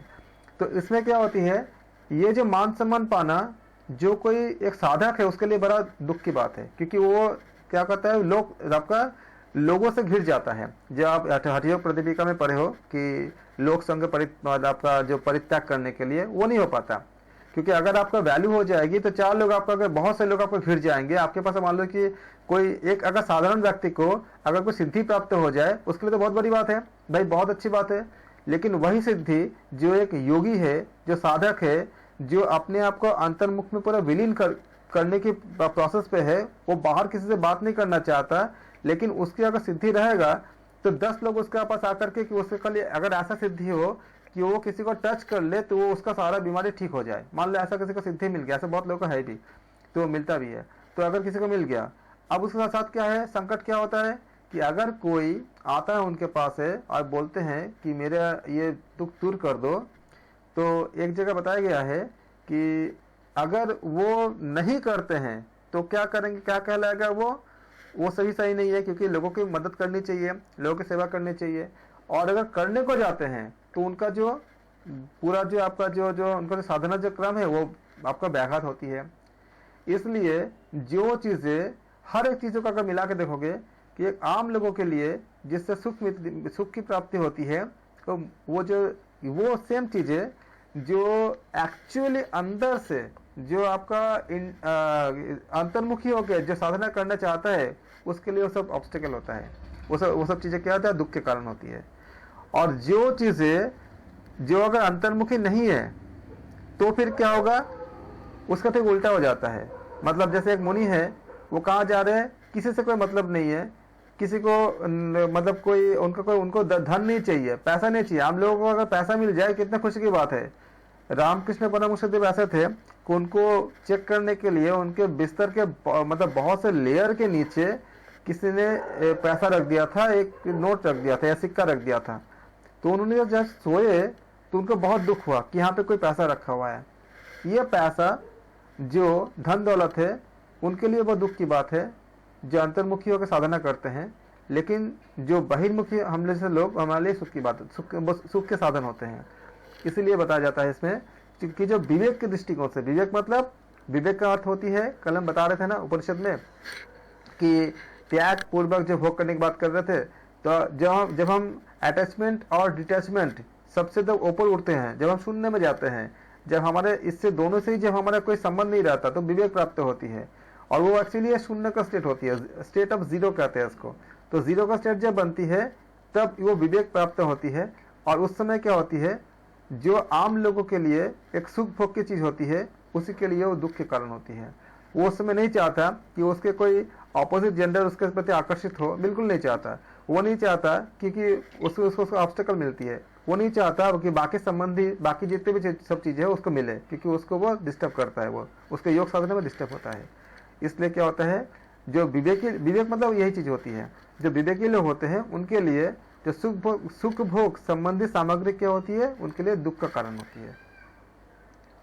बाकी इसमें बहुत डिटेलिंग है। आप अगर भगवत गीता पढ़ोगे तो आपको बहुत कुछ मिलेगा। जो आपको बताया मैंने, इसके ऊपर आप अगर मतलब मोटी मोटी किताबें लिखी जा चुकी है, जब तभी इसका व्याख्या खत्म नहीं हुई कि जो आम लोगों के लिए जो रात्रि होती है वो मुनियों के लिए आपका दिन होती है, और जो आम लोगों के लिए दिन होती है वो मुनियों के लिए रात्रि होती है। तो ये आपका ऑप्शन ए सही होगा 26 का। फिर 27 में आते हैं, चित्त क्या है। चित्त आपका सात्विक है, राजसिक है, तामसिक है या त्रिगुणात्मक है। त्रिगुणात्मक, बहुत त्रिगुणात्मक है। अब बताओ कि अगर कोई देखेगा ना तो ये पार्शियल तो तीनों ही सही है, चारों सही है। सात्विक भी होता है, राजसिक भी होता है, तामसिक भी होती है, लेकिन वस्तु तो क्या होता है, त्रिगुणात्मक होती है। ये त्रिगुणात्मक में क्या होता है, कोई व्यक्ति ऐसा होता है कि सात्विकता बहुत ज्यादा है उसके पास, बाकी तामसिकता बहुत कम है, ऐसा हो सकता है। और कोई व्यक्ति हो कि तामसिकता बहुत ज्यादा है लेकिन सात्विकता उसका सुनना नहीं होता, कुछ ना कुछ होगा इसमें। और कोई किसी के पास चंचलता बहुत ज्यादा होती है तो राजसिक बहुत ज्यादा होती है, लेकिन हमारे ये कम ज्यादा होती रहती है, इसीलिए इसको हम कहते हैं, इसको त्रिगुणात्मक कहते हैं। तो सात्विक हम क्या है, हम त्रिगुणात्मक में आते हैं, तीनों गुणों से हमें मिले। अगर आपके पास, हमारे पास तामसिक नहीं होगा तो हमें नींद नहीं आएगा। नींद इसलिए आती है क्योंकि तमोगुण होती है। और देखोगे जो जितने बड़े योगी होते हैं उनको निद्रा की आवश्यकता बहुत कम हो जाती है क्योंकि उनमें तमोगुण की मात्रा कम हो जाती है। तमोगुण का भी आवश्यकता होती है। अगर आप इसको कॉन्सेप्ट ऑफ जीरो को जब थ्योरी को पढ़ोगे तो तामस का भी अपना रोल होता है और तामस की भी पूजा होती है और तामसिकता का भी, लेकिन उसको एक चैनलाइज करनी होती है कितनी मात्रा में, क्योंकि तमोगुण नहीं रहेगा तो मृत्यु ही नहीं होगी। अगर मृत्यु नहीं होगा तो सोचो कि इतने सारे हम कैसे जीवन कैसे आपका मतलब नया जीवन कैसे आएगा, जगह ही नहीं मिलेगा। इसलिए उनका बहुत ज्यादा रोल होती है इसका। अगर आप दर्शन को और चीजों को पढ़ोगे तो देखोगे कि तमोगुण का रोल होती है बहुत ज्यादा, लेकिन किस मात्रा में, कैसे, किस तरह से, ये आप वहाँ पे विवेचना की बहुत बातें और बहुत डिटेल चर्चा है इसके ऊपर। सर आपकी बात है, पर सर जो योगी होते हैं उनमें तो, जो पूरे योगी होते हैं उनको तो अपने आप ही वो बॉडी विलीन कर सकते हैं पंचतत्व में। तो उनके जो विलीन करते हैं एक्चुअली क्या करते हो, सुषुम्ना में चले जाते हैं। मैं उसमें बता रहा था आपको कि ये जो बॉडी के विलीन करने की बात होती है, इसका आप जब ध्यान के में बहुत अच्छे से पढ़ोगे तो सुषुम्ना में प्राण को स्थापित कर देते हैं। और जब सुषुम्ना में जब प्राण को स्थापित कर देते हैं तो वो आपका तीनों गुणों उनके लिए लागू नहीं होता। ये उनके लिए लागू होता है जो हम साधारण लोग हैं, या अभी तक हम जो लोग इस रास्ते में चल रहे हैं, जो मंजिल तक नहीं पहुंचे, उन लोगों के लिए। वो जो इसके बारे में बात कर रहे हो वो तो ऐसे होते हैं जो इंसान खुद के अपने प्राण को जो सुषुम्ना में स्थापित करने की क्षमता प्राप्त कर चुके हैं, उनकी बात ही नहीं है। तो बाकी वो जब जो बता रहे हो वो उस लेवल के योगी होते हैं, उन पे लागू नहीं होता। आपने देखा होगा कि जो लक्ष्मण ने जो किया था कि निद्रा को 14 साल के लिए रिपेल कर दिया था, तो इसमें क्या होती है, ये एक्चुअली ये जो विद्या होती है, ये आप लोग का, अगर हम लोग खाली एक मतलब मैंने रामायण में हमने कथा में पढ़ा है कैसे करते हैं उसको। जब आप अद्भुत रामायण इत्यादि को पढ़ोगे उसमें काफी कुछ दिया हुआ है, बहुत कुछ अच्छे से। रामायण तो आपके जो एक वाल्मीकि रामायण है, अद्भुत रामायण है। एक रामायण ऐसा भी था जिसको हनुमान जी ने अपने नाखून से लिखा था, लेकिन उसको आपका जब लिखा गया था तो इतनी ज्यादा मतलब उच्चतर उसके चीजें थी, कंटेंट थी कि उनको समुद्र में जो है डूबो मतलब समाधि मतलब करवा दिया गया था। तो उन्होंने भी लिखा था, तो हमारे सामने वो नहीं है, वो पत्थरों में लिखे थे उन्होंने। तो ये आप जो बता रहे हो उसमें यह है कि लक्ष्मण जी के पास जो विद्या थी, मतलब वो चीज पाए थे कि हम सुषुम्ना में कैसे किस तरह से अपने आप को स्थापित करते हैं, उसी को सीखना था। और उसके बाद बातें में इसके जो विस्तार से आप अगर कभी ऐसे रामायण को पढ़ते हो तो उसमें आपको मिलेंगे बहुत चीजें। तो कौन सी समाधि श्रेष्ठ है, संप्रज्ञात, असंप्रज्ञात, विचारानुगत या आनंदागम? असंप्रज्ञात बी। श्योर हो? असंप्रज्ञात बी। यस सर, श्योर है। 29 का क्या होगा आपका? संप्रज्ञात समाधि के संबंध में क्या सही है? चित्त के एकाग्र भूमि उपयोग तो सभी होना चाहिए सर। ओके, हम देख लेते हैं संप्रज्ञात समाधि के संबंध में सही क्या है। चित्त की एकाग्र भूमि, राजस की वृत्ति निरोध, तमस वृत्ति निरोध, या ये साधन। ऑप्शन डी सही है ना सबके हिसाब से? डी हो। हाँ डी सर। संप्रज्ञात समाधि के निम्न चरण सही, ये बहुत बार पूछा गया, बहुत बार पूछा गया। वितर्क, विचार, आनंद, अस्मिता। जिन लोगों को सूत्र याद है उन लोगों के लिए तो बहुत आसान है, बहुत ही आसान है। तो क्या था आपका? वितर्क, विचार, आनंद, अस्मिता। आनंद, अस्मिता। आप लोगों को मैं एक सजेशन देता हूँ, डेली ना एक पाद को, मतलब जैसे आपका जो पार्ट है, जैसे आपका समाधिपाद हो गया। इस तरह से एक बात को डेली आप जो मतलब अच्छे से मतलब क्या रीड करते जाओ। जैसे कि आप मतलब याद नहीं करते, डेली अगर एक बात करोगे ना तो सारा चीजें आपको अच्छे से हो जाएगा। जिसका अच्छे से रेडी है वो चारों पाठ डेली कर ले, और जिन्होंने अभी तक रेडी अच्छे से नहीं किए हैं तो आपके पास जो गीता प्रेस की जो छोटी सी बुक आती है उसको आप एक बार मतलब रीडिंग जरूर करें रोज। ये आपका बहुत अच्छा हेल्प करेगा, बहुत ही ज्यादा अच्छा हेल्प करेगा। क्योंकि ये अगर आपको मान लो सूत्र आपको याद नहीं है, लेकिन सूत्र का अगर आपने ऐसे रट के रखा, पढ़ के रखा है, तो जो ऑप्शन आएगा ना सामने ना, तो तब आप इसको निकाल लोगे। विवेक ख्याति छीन कहाँ होती है? क्लेश में, कर्म में, संस्कार में, ये सारे में। क्लेश में भी होते हैं, क्लेश कर्म संस्कार में से भी होता है, ये सारी होती हैं। Very very good. विवेक ख्याति की स्थिति को संज्ञा दी जाती है क्या? धर्ममेध समाधि। ये बहुत इंपॉर्टेंट है भाई। विवेक ख्याति की स्थिति को संज्ञा दी जाती है किसकी? धर्ममेध समाधि, आनंद अनुगत समाधि, वितर्क अनुगत समाधि, या इनमें से कोई नहीं? धर्ममेध समाधि। बाकी लोग क्या बोलेंगे?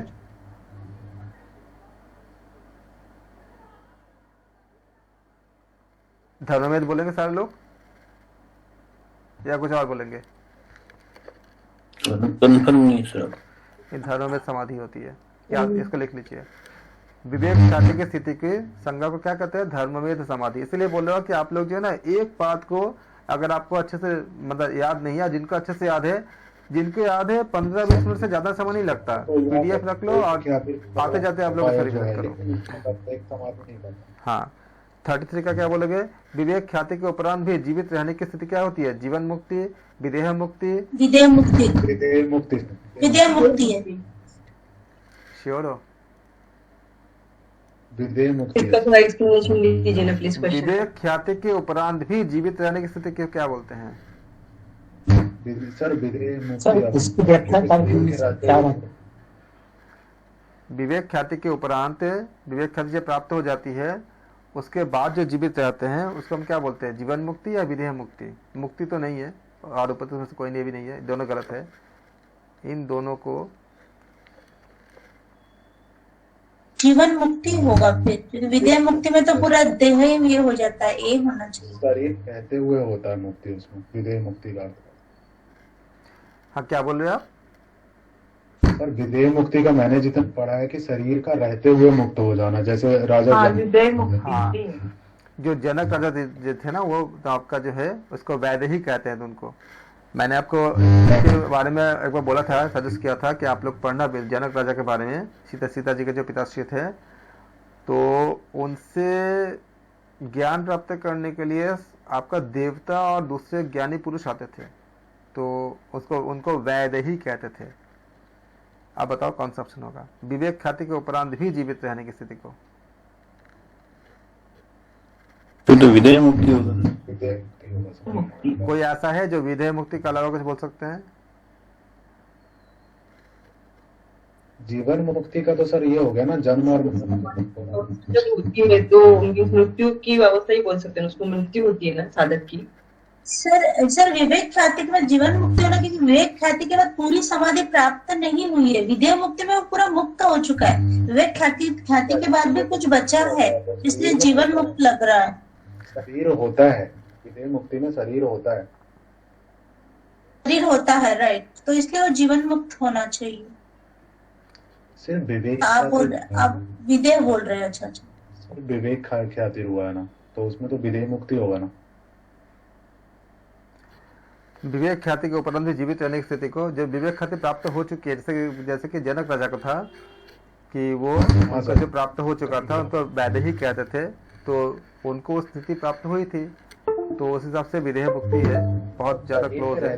वो मुक्त होते हैं, शरीर में है लेकिन वो पतंजल योग दर्शन में जीवन मुक्ति वर्ड है ही नहीं ना। जीवन मुक्ति का कोई शब्द ही नहीं है योग दर्शन। बिल्कुल। असंप्रज्ञात समाधि क्या होती है? भव प्रत्यय, उपाय प्रत्यय, ये दोनों, इनमें से कोई नहीं? दोनों सी। अपर वैराग्य में साधक क्या होता है? वितृष्ण, विषय वितृष्ण, निस्पृह, ये दोनों, या कोई नहीं? विषय वितृष्ण एक होना चाहिए। ये होना चाहिए सर, विषय वितृष्ण से करके है कुछ। निष्क्रिय नहीं होता है, तो उसको कोई स्प्रिया रहता है क्या? सर कहीं श्लोक में आया नहीं है इस श्लोक में तो नहीं आया है। विषय शब्द तो है ही नहीं ना श्लोक में। विषय है ना, विषय वितृष्णस्य वशीकार संज्ञा वैराग्य। हाँ, सूत्र है विषय वितृष्णस्य वशीकार संज्ञा वैराग्य। वो तो पर वैराग्य है ना, ये अपर वैराग्य की बात कर रहे हैं। ये सूत्र गलत है ना, मैं विषय वितृष्ण थोड़ी है, अलग है, कुछ तो भी अलग सूत्र है। अपर वैराग्य में साधक क्या होती है? निष्क्रिय। अपर वैराग्य में निष्क्रिय तो होता है, उसका स्प्रिय कहाँ रहता है? स्प्रिय तो रहता नहीं है सर। निष्क्रिय नहीं सुना मैंने भी उसमें कहीं पे भी। हाँ, उसमें तो नहीं लिखा, निष्क्रिय वर्ड ही नहीं है, वर्ड तो नहीं है इसमें। लेकिन अपर वैराग्य साधक में ये स्थिति तो होती है, लेकिन स्थिति होती है कि निष्क्रिय का स्थिति बन जाती है, लेकिन उसमें वर्ड नहीं है आपका, उसमें जो है वर्ड नहीं है। लेकिन अपर वैराग्य जब बनती है, हाँ, उसको वर्डिंग तो नहीं है, तो उस हिसाब से आपका विषय वितृष्ण नहीं होगा। लेकिन निष्क्रिय की स्थिति बन जाती है, उस हिसाब से अगर देखा जाए तो ये आपका सी मतलब जो ए और बी दोनों होना चाहिए। लेकिन क्योंकि इसमें वर्ड नहीं है तो हम विषय वितृष्ण ही हम बोल सकते हैं, लेकिन होता दोनों है, क्योंकि उसको किसी के लिए कोई स्पृहा नहीं होता। जब आपका अपर वैराग्य बन जाता है तो उस स्पृहा से ऊपर हो जाता है, तो निष्क्रिय भी होता है, लेकिन ऐसा वर्डिंग नहीं है। तो आपका मतलब वर्ड के हिसाब से तो आपका विषय वितृष्ण ही है, लेकिन होता दोनों ही है। तो यहाँ तक हम रखते हैं इसमें, और फिर हम कल इसके बाद का जो है, इसमें काफ़ी कुछ है और आप लोगों ने काफ़ी अच्छे से सारा मतलब रिस्पांस दिया, काफ़ी अच्छे से किया, वेरी वेरी गुड। और ये पूरा अच्छे से करने के बाद मुझे श्योर है कि आप लोगों को इसके जो क्वेश्चन है, ये जो 2-4 क्वेश्चन जिन लोगों के लिए नया था, कुछ चीज़ें जो हमें मतलब नया मिला, उसको आप लोग नोट करेंगे और उसको आप तैयार करेंगे अच्छे से। और अगले क्लास में एक मैं और करूँगा, तो उसमें हो सकता है कि हम वीकडेज में भी कर लें, क्योंकि हमें करना बहुत कुछ है और हमारे पास समय कम है, हमें फर्स्ट पेपर का भी करना है। और अगर जो स्ट्रैटेजीज मैं बता रहा हूँ, अगर आप लोगों ने सेकंड पेपर आप लोगों का बहुत अच्छा तैयार भी है और अच्छे से कर भी रहे हो, अगर 90 क्वेश्चन आप लोग सही कर ही सकते हो, ऐसा कुछ बड़ी बात नहीं है। अभी आपके पास 2-2.5 महीने समय है और जितना तैयारी आप जिस हिसाब से कर रहे हो, सेकंड पेपर में अगर आपने 90 का टारगेट रखा और फर्स्ट पेपर में सही करने का, और फर्स्ट पेपर में अगर आपने मान लो कि 25 से 30 भी कर लिए, तो फिर आपका नेट तो क्या जीआरएफ होगा, जीआरएफ आपका मतलब करो, जिन लोगों को एज है उनका जीआरएफ कंफर्म हो जाएगा अगर इस तरह से स्ट्रैटेजीज को काम किया। तो आप लोगों को बहुत बहुत धन्यवाद। हम अगले क्लास में इसके नेक्स्ट वीडियो बनाएंगे जिसमें हम इसका और क्वेश्चन करेंगे और